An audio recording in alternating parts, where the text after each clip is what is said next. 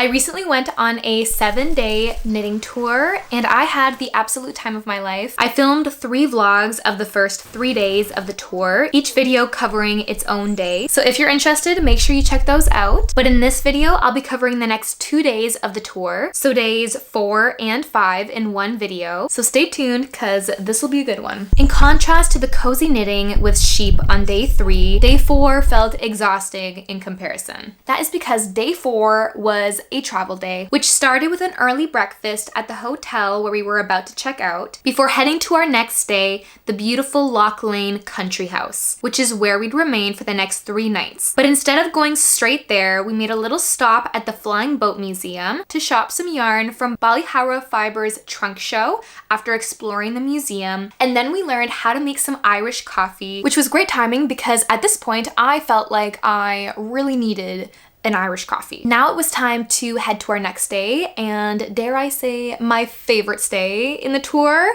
which was the beautiful Loch Lein Country House. This place was absolutely gorgeous. The view alone made me want to stay there forever. Everything was so lush and green with a clear view of the mountains, and somehow the inside of the hotel matched the outside in beauty with a grand entrance, winding staircases, and wonderful staff. This place was amazing. And don't even get me started on the rooms. I can only speak for the room that my friend and I stayed in, but I can definitely say that it surpassed any expectations I had before arriving. First of all, our room was huge with 3 beds for the 2 of us, an entire sofa, 2 beds here, and a 3rd bed here, and a nice big window, and both a standing shower and a jacuzzi in our bathroom.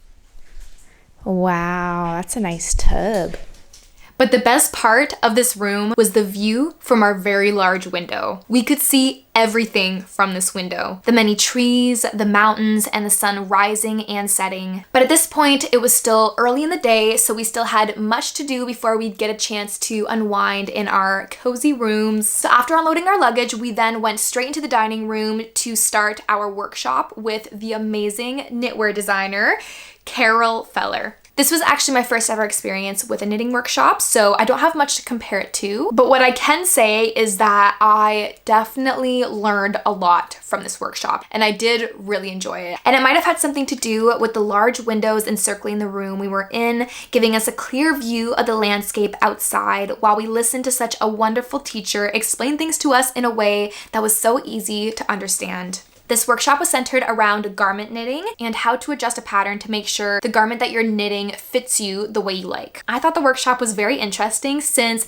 basically all I ever knit are garments, especially sweaters, so I felt like I was actually able to apply her information to the things that I make. And throughout the workshop, Carol kept referring to short rows and how to use them to perfect your garment, but I had no idea how to knit a short row. I barely understood the concept of a short row. So I asked her, and she kindly took the time to sit down with me and explain German short rows. And oh my gosh, the way she explained it made so much sense. And now I can finally do short rows. Once we got through the workshop, it was finally time to head to bed. After a delicious dinner, of course, I just forgot to film any of it. All I managed to film around this time was me drinking what could either be some tea or coffee during the hour of downtime we had between the workshop and dinner. But I promise they fed us before bed. That's it for day 4, and up next we have day 5. Day 5 definitely had a slower start compared to day 4. The first activity of this day would be the second half of Carol's workshop, which just like the day before would be hosted in the dining area of the hotel. So getting out of bed on this morning felt extra relaxing since we didn't have any early departures to worry about. But before using the dining area for Carol's workshop, we would first be sitting down for breakfast, and I have to say the Loch Lein Country House really knows how to do breakfast. It just felt so fancy, and the food was also very yummy. After breakfast, we had a bit of time to lounge before starting the workshop, so I spent this time outside where I came across a neighbor's dog whose name is Lila May, and I couldn't get over how beautiful and sweet this dog was. She was so cute. Once back inside, we started the second half of the workshop, and the day before, we were encouraged to make a swatch that we would be able to use during the second half of the workshop. I did not make a swatch. I started the swatch, but I did not complete the swatch. I didn't want to make a swatch. But it wasn't mandatory, it was just encouraged. And those who did make a swatch and hadn't yet blocked their swatch managed to do it during the workshop. And I thought it was the funniest thing, so I'm gonna show you here. I'll put it like that so that she can see Yates and the water. Yates water. In a pinch. Yeah. That's it. Okay. Now you want it to soak for weave it, right? For it to absorb. Nice. That's all? Well done. Oh, nice. On this day, Carol brought loads of her yarn for us to buy, which I did. I bought a lot of her yarn. I just bought a whole lot of yarn. I'm gonna show you. Oh my goodness. Okay. This is all the yarn that I just bought. So I believe all of this is Carol Feller's yarn.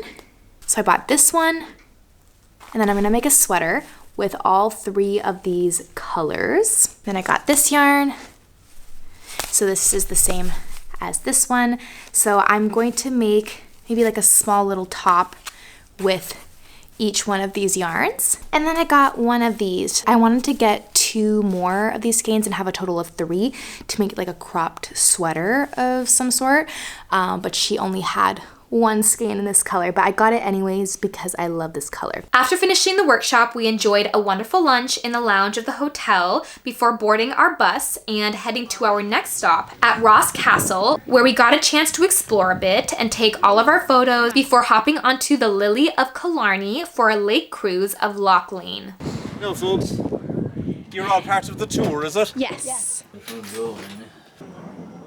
We're on a boat and we're gonna do some sightseeing on the boat. So we're probably gonna be on here for a while. So of course I brought my knitting. The views were so beautiful. We really lucked out with the weather. Although it rained earlier in the day, at the time of our cruise, the sun was out, allowing us to see our surroundings clearly without getting rained on. Once the cruise was over, we took the scenic route back to our bus on a horse-drawn carriage that took us through a national park, and our tour guide Anne-Marie sat me right at the front of the carriage, knowing I would want to film the whole thing. Think if you want to go with this gentleman and you can sit up the front. Leg up here and handle either side. Okay. Ending this day with a car ride through such a beautiful park was such a good idea. This day was definitely one of sights, considering how many picturesque mountains we got to see. And once our horse took us back to our bus, we headed back to our hotel where we enjoyed live Irish music following a warm and delicious dinner.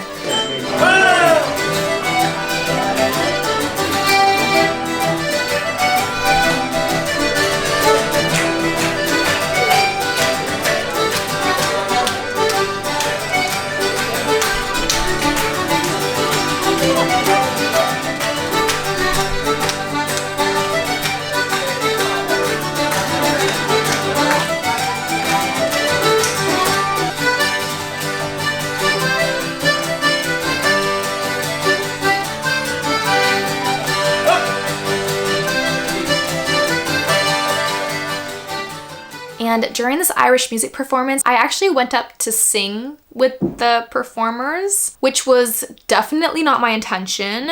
But when they asked if anyone sang, I put my hand up. And once I did that, there was no going back. They were determined to have me sing a song with them. So I did, and it was very mid.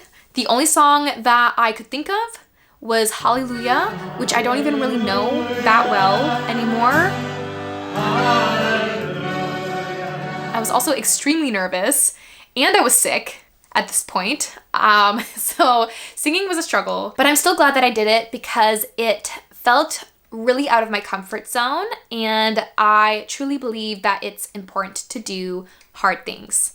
It was definitely hard, but I did it. That's it for days 4 and 5. Let me know if you enjoyed this video format where I narrate the entire thing. I'm thinking of doing the next video in this series in a similar way. So definitely let me know if you liked it or didn't like it. Also, I've already started working on days 6 and 7.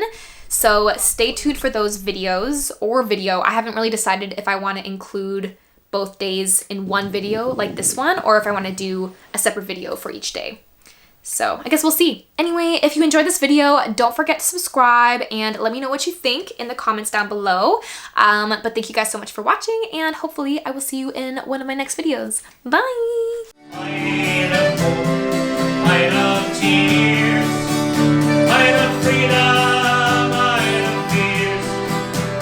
It's not